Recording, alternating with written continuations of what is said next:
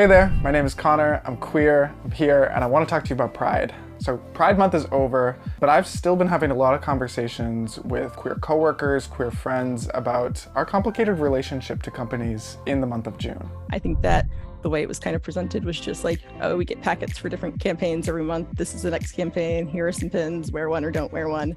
When I was younger, I was like begging for stuff like that. And now we have it. And now it's like, can we trust this company? Can we trust this intention? Like, what else are you doing outside of that? What else are you doing outside of that? I fundamentally believe that companies don't mean to rainbow wash, that their leaders have really good intentions, but the experience of some queer employees and customers are much different. If you're interested in making a change at your organization, stay tuned. We're going to be looking at stories, practical advice, and examples of things that you can take back to your organization. Let's make Pride all year long at your company with some long-term solutions. Pride is still a fight. They didn't just fight for all that for us to just be treated like this all over again. Back then, people weren't allowed to be gay, and my papa's gay.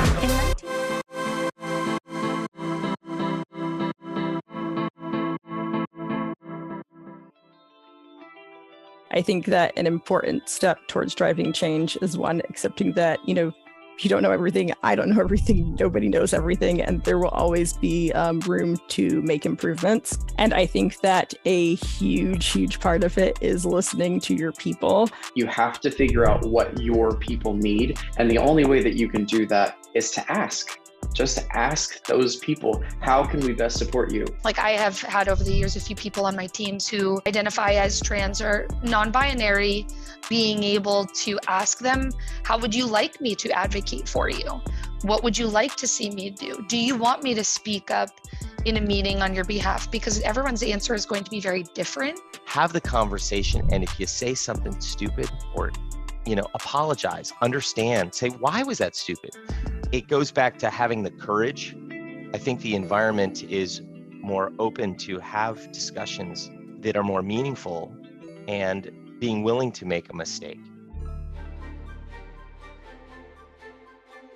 I used to work at Sephora, and one of the things that the company did across the board was they actually sent us all pronoun pins. So I remember wearing the pin throughout the campaign, the one that said they, and the first thing I noticed was there was only one person in the entire store who ever actually used that pronoun. A former job, I was putting together a survey that was going out to the entire workforce, and it was a pretty big company.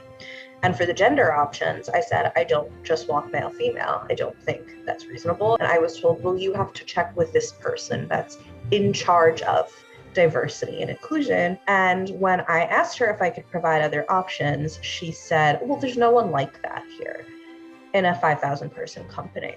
Yeah. People would automatically ask like, oh, do you have a boyfriend? Do you have a husband? Do you want kids? All the questions that make you scared to answer in a different way about who you really are. I think that's one thing I love about PI, just even thinking about like both of our names right now, seeing pronouns at the bottom. Like how much safer can someone feel if they come into a space and they're presenting one way that gives people an assumption of who they are, and that's not who they are. Your job is a relationship. And just like any other relationship that you have in your life, you bring your baggage with you. Unfortunately for me, I was in a situation where essentially I was being sexually harassed just because of my sexual orientation, trying to steer the conversation away, and it got to the point where I just couldn't do anything about it.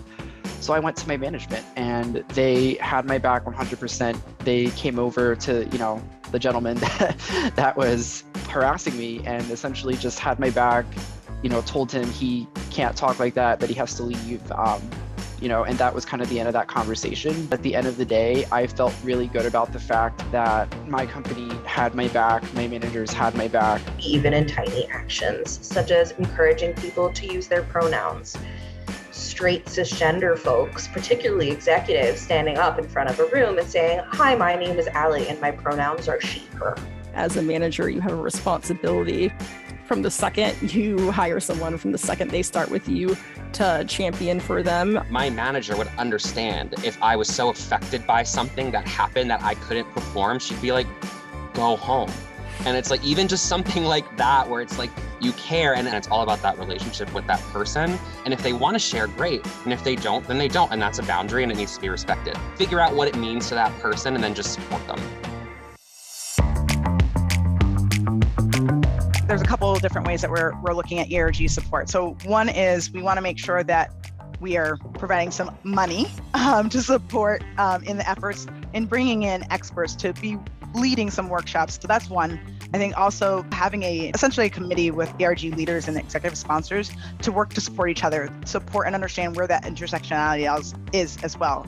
I think a lot of companies I've worked for, especially larger companies, fully shy away from creating employee resource groups. They come at it from a perspective of work is work, leave those other things at home.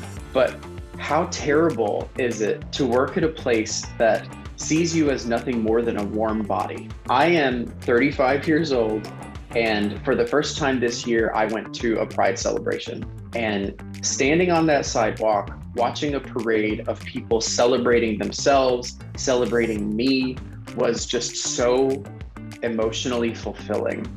I felt wanted. I felt loved by these strangers. And that's exactly what companies have to do for their people.